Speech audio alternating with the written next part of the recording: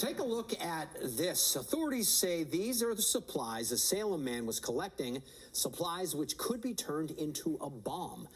Court paperwork shows two people learned what this man was allegedly buying online and then decided to go to police.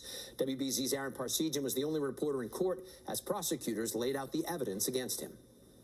Patrick Gordon is being arraigned on 2 cases. This is Patrick Gordon in Salem District Court Tuesday, facing charges 24 hours after state police say they found this cache of materials in his Salem apartment.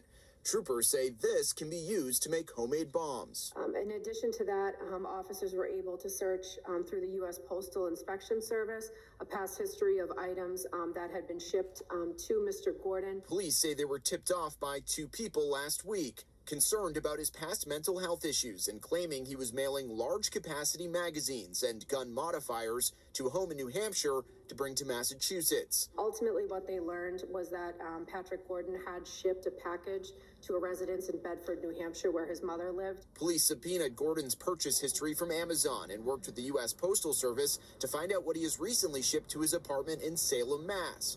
Troopers say things like explosive-proof containers, ball bearings, 4 pounds of thermite, an incendiary chemical compound that can burn through metal, and other gun accessories ramped up their investigation. Investigators applied for and ultimately obtained a search warrant. Gordon was arrested Monday, and police raided his Salem apartment where, according to this court filing, they found gun parts and more than 3 dozen chemicals, fuels, and oxidizers. Troopers familiar with the definition of the incendiary or destructive device and with experience investigating those indicate either on their own or in combination could create that device.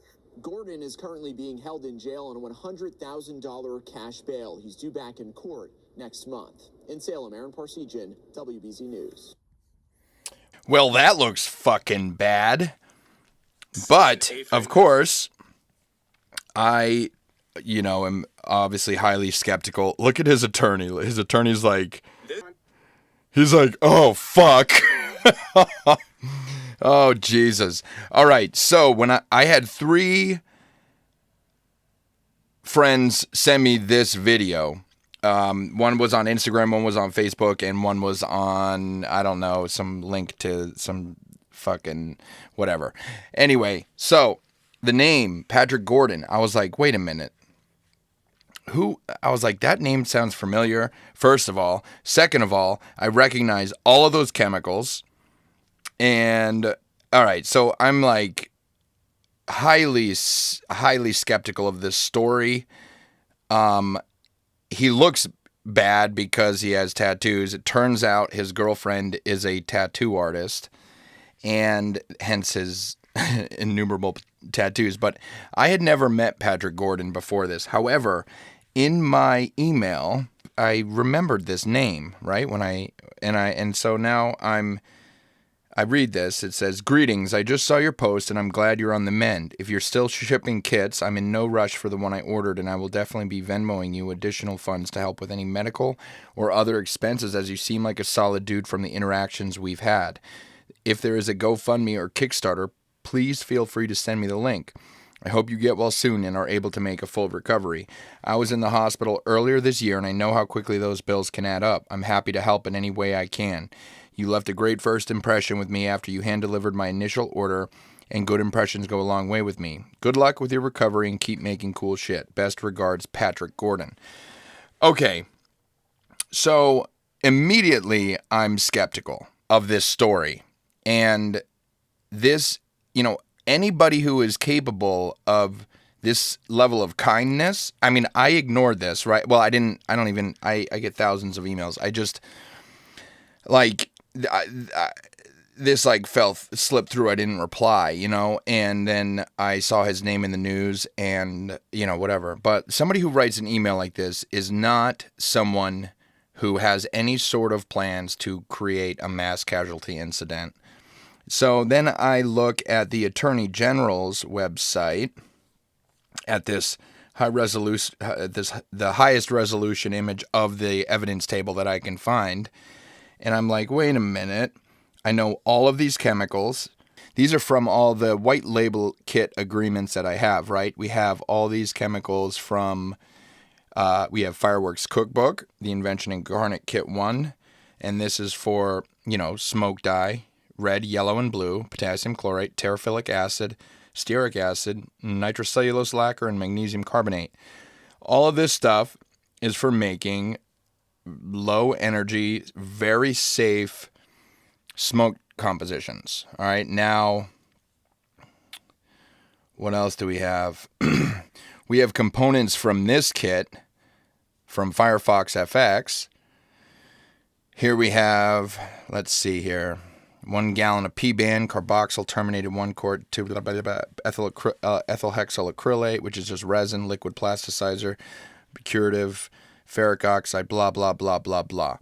Anyway, so now I'm highly fucking skeptical of this story, and minus I'm not even going to address the firearm stuff, the assault weapon stuff, but all of this prompts me to get involved in this case and to defend him, because this is not what it looks like to the untrained eye. You know what I mean? Like we have white, this is a terephthalic acid composition, which is the safest composition that I could possibly come up with in terms of screening. It was a modification on the military's M83 formula, which was used for training devices to avoid cancer caused by the hexachloroethane in the AN8 smoke device. It didn't want to train with that device because it had hexachloroethane, which was carcinogenic.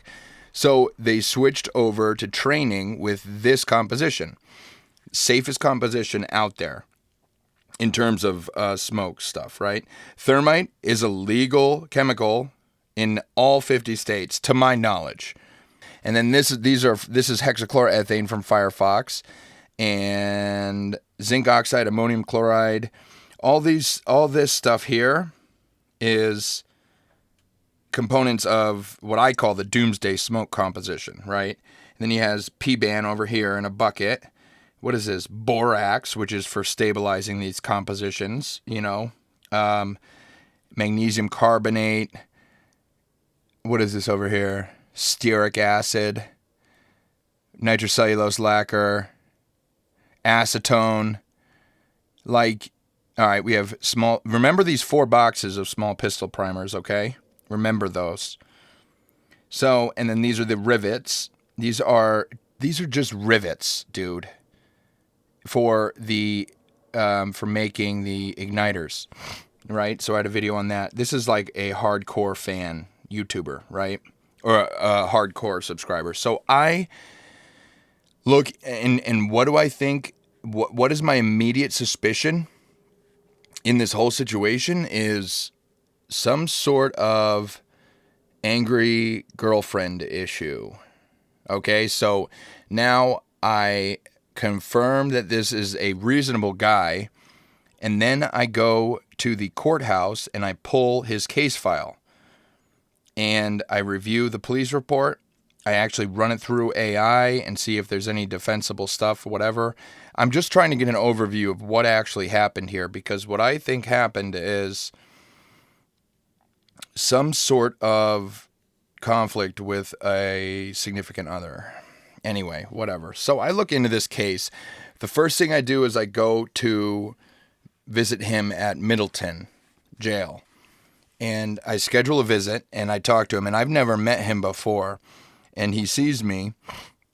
I go to jail and talk to him, and it's through obviously I couldn't record any of that, but it's a maximum security prison. And so I have to talk to him through a telephone, and there's glass, and he didn't know who I was because I wasn't wearing my glasses and I had a hood on, but eventually, he realized that I was, Invention Incarnate, and he thought I was his buddy Travis. But I talked to him about this whole situation and, asked if I could, talk to his attorney and, publicize this event. I was like, bro, your life's already ruined, man. His life is fucking destroyed. This was national news. And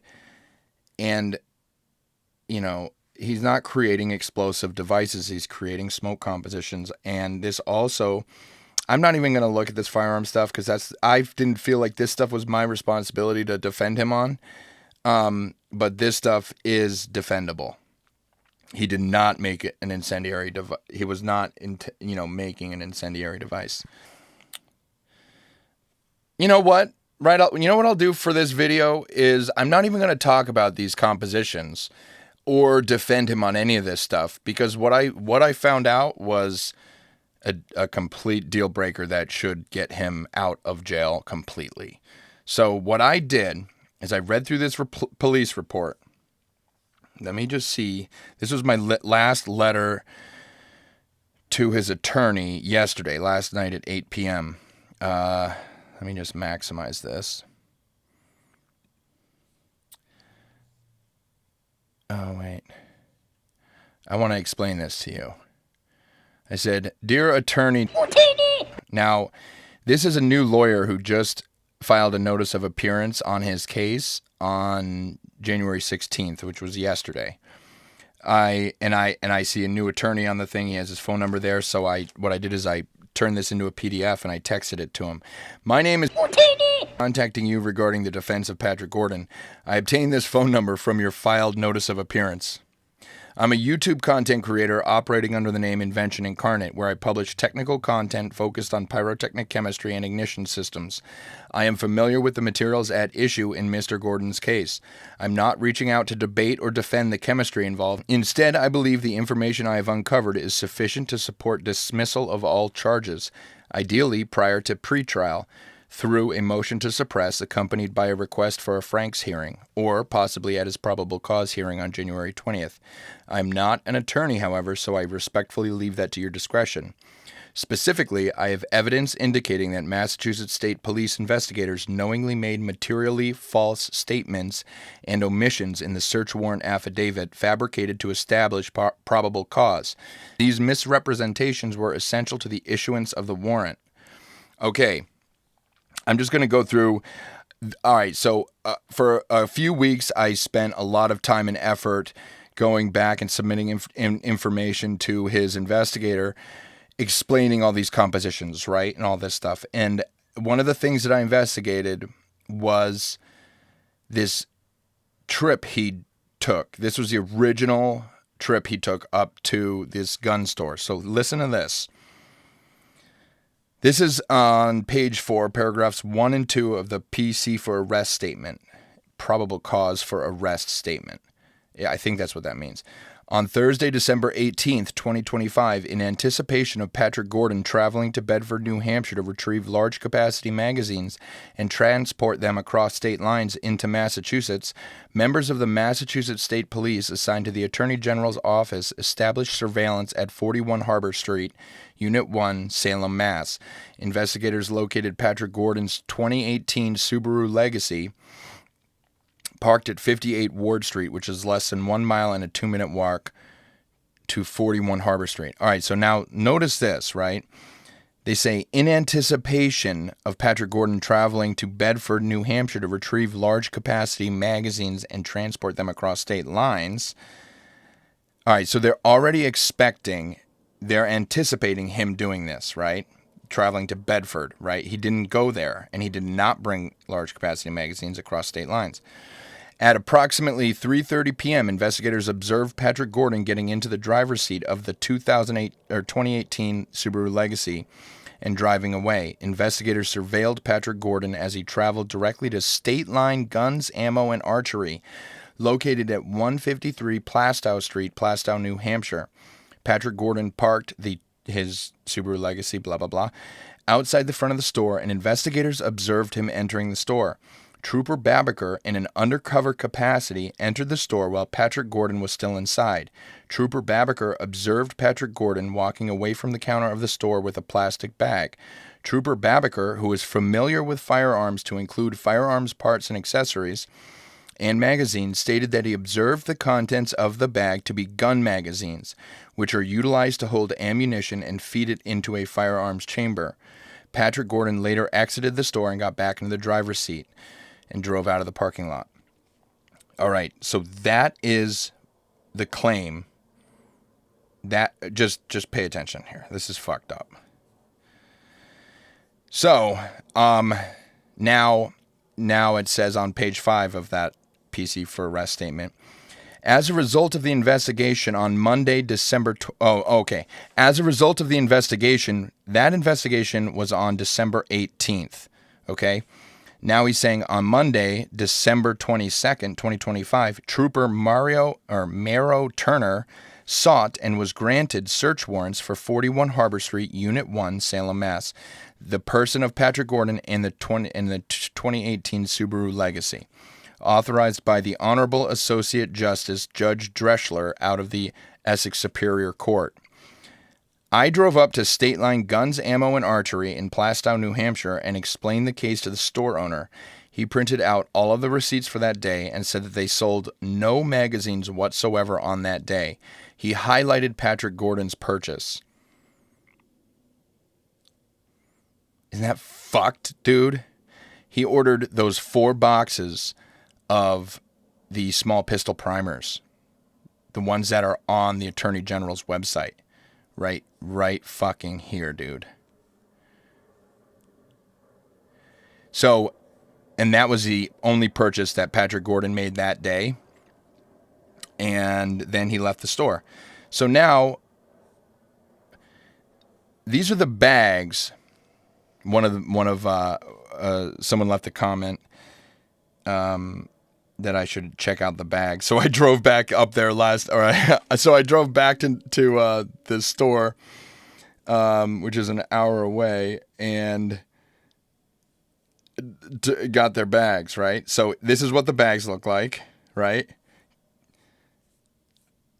This is fucked up, dude. Oh, hold on. And this is what the bag looks like with those primers in it. This is in the store with the store lighting, okay? Like, it was obviously not gun magazines. That cop lied through his teeth. And so now we have... All right. That's what their bag looks like with 4 boxes of federal primers. Please use this information as you see fit. It seems obvious to me, however, that the Mass State Police falsified evidence to obtain the warrant. I made 3 attempts to get a copy of the search warrant affidavit, a record that I understand is public. I asked the District Clerk Magistrate's Office, the Superior Clerk's Magistrate's Office, and even the DA's office, all to no avail. Please compare the above evidence with the affidavit and nip this in the bud. Please contact me for anything you need, including testimony, additional pages of that day's transactions, and expert pyrotechnic testimony, as I created the smoke composition formulas that Patrick was emulating. Respectfully, me. Invention incarnate. All right, so now at this point, right, I don't care if he had dead bodies in his trunk. The violation of a police officer lying to obtain a warrant goes so much fucking deeper. You know what I mean? Like, that's a direct attack on constitutional order. You know what I mean? Like, it's just like, and it makes people lose faith in authority. It makes people lose faith in police. It made the judge complicit in a lie and a massive violation, a Fourth Amendment violation. I don't care if he had dead bodies. Like, a cop lying to get a warrant is way worse than any of this shit. Any of these stupid fucking smoke grenade things. You know what I mean? Like, dude. Anyway, so that's what I found. I sent this to his attorneys, and I can't, this whole Frank's hearing and all this stuff, like, these findings, this should be, he should, ideally, his attorneys would file a motion to suppress, and in that motion to suppress, they request a Frank's hearing, and the Frank's hearing is when basically the they look at the search warrant affidavit, and in the event that the defense claims that the police officer lied to obtain that warrant, if that can be proven, then all this seized evidence that was obtained in the search should be suppressed, and now they have no case, and he should be that should be dismissed, and he should be out of jail. I mean, there's no point in even discussing all the other shit when you have a police officer or an investigator, a detective, like high up, fairly high up in Mass State Police, and he made another cop lie too, an accomplice. You know what I mean? Like this is the kind of shit that makes people lose faith in government. It makes people lose faith in the entire judicial system. This is what spawns conspiracy theory and any sort of trust in the system. I think that fucking cop lying is worse than, any crime that could, well, I don't know. All right, so this is where we're at now with Patrick Gordon's case. I mean, I could go through a whole lot of other stuff, but I'm not going to do that until, I see, if he gets off on this. Like, this is a blatant fucking lie. The police just blatantly lied, and this is makes me sick to think of this. Like, okay, I love you, goodbye. Okay, I love you, goodbye. Hey, by the way, I will be at Western Pyrotechnic Association at the Winter Blast event. I will be teaching seminars for 3 days. Google them. I forget the dates, but it's in February. It's about a month away. Okay, goodbye. I love you.